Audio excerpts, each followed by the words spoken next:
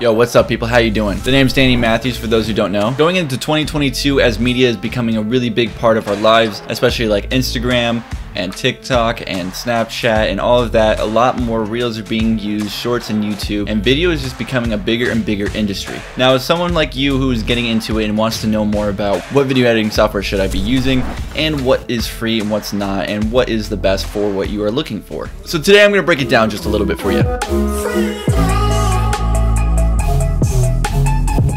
Going into number 1, we have Movie Maker. Yes, Movie Maker is the best video editing software of all time. Especially for the newbies out here, Movie Maker is the best thing of all time if you lived in 1990. Basically never use Movie Maker. Here's actually a video of when I was 12 years old using Movie Maker. It was quite amazing when I was using it. Had all these amazing transitions.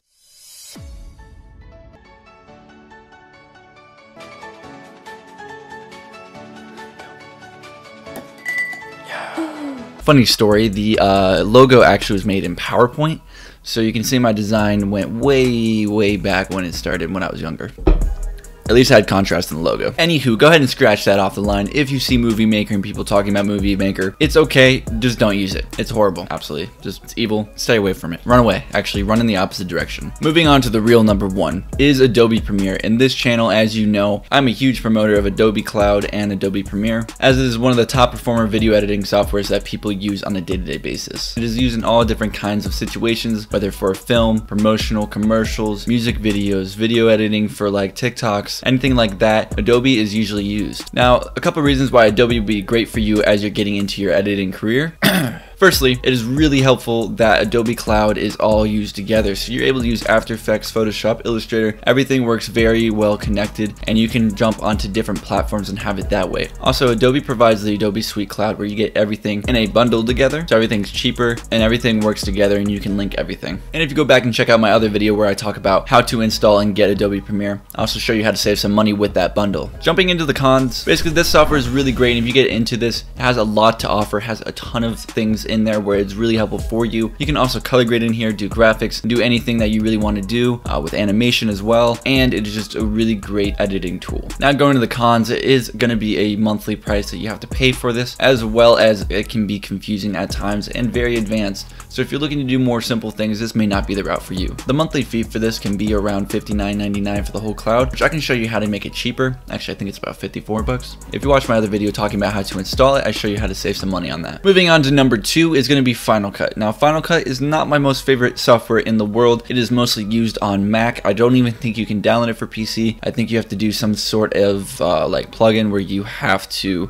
create a where you have to get some kind of plugin where you have Mac OS on your system of your PC, and then you can run Final Cut. So Final Cut really is strictly for Apple users. And the pros for this, it's very quick, it's very simple, and it's very light in terms of exporting and running through it, and it's not going to hurt your computer. It does have a massive project files because it's rendering everything out, unlike Adobe Premiere where you render everything out after you export it, which is why it takes longer to export versus Final Cut, why it's so quick, because it already rendered everything out while you're editing. Now the cons about this is it is not as advanced as you might want it to be. It does limit you to a lot of certain things, and you are able to do it, but you have to jump through a lot more hoops to get there, unlike Adobe Premiere where they have a lot more things that are just more simple to jump on. The price marker for this is also $200, where you just have to pay that one-time fee, and then you always have Final Cut. So Final Cut is something that is super simple. A lot of professional people use this as well.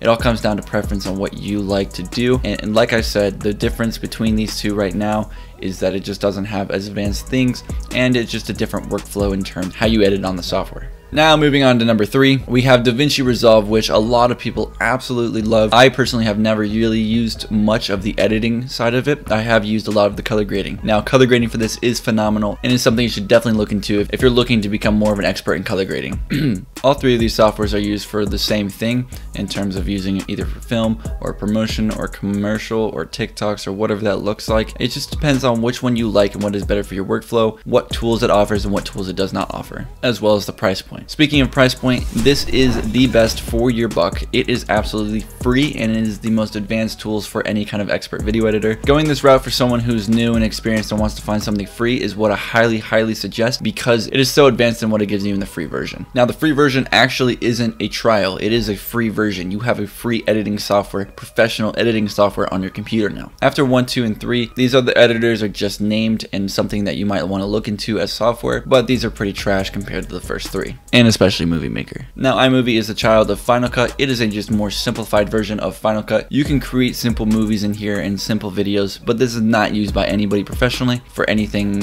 such as like films or commercials. It is very difficult to create those very specific edits that you might need, which is why people upgrade to Final Cut, because it's just a more buffed up version of iMovie. Now, this may be the route for you if you're someone who is on your phone or your iPad. This is the greatest editor on your phone, next to Adobe Premiere Rush. If you're someone who wants to edit on your phone and or your iPad, this is a great editing software because it has everything that you need, and just because of the lack of operating system, you're not allowed to get any of these more advanced software such as DaVinci or Final Cut or Adobe or anything like that. So this is why I put this software on the list, because it can also be used on desktop as well as on your phone. Now, iMovie most of the time is usually free and it comes on your phone or your iPad, even your computer, but sometimes you may have to pay with it, which I'm pretty sure is $2.99, but I may have to double check that. Next software on the list is going to be number 5, is going to be Sony Vegas. Now, this software is pretty iffy in my opinion. I personally would put it close to a Movie Maker idea. It is not great software. It's not amazing. It gets what you need done, and I know people who have used it. I've used it a couple times and gotten to know the software. I personally just don't think that this adds any great value for any professional editor or anyone who's looking to do more video editing down the road long term. Now, Sony Vegas price is a little bit more steep than what people would want to use. It comes in the same price range as Final Cut, so you might as well just get Final Cut at that point. Like I said, I'm not a huge fan of Sony Vegas, and I don't think they have much to offer more than these other softwares. I would go with 1 through 3 way before I would go with anything like Sony Vegas. Now, there's another video editing software kind of floating around that you may have seen. It's called Filmora.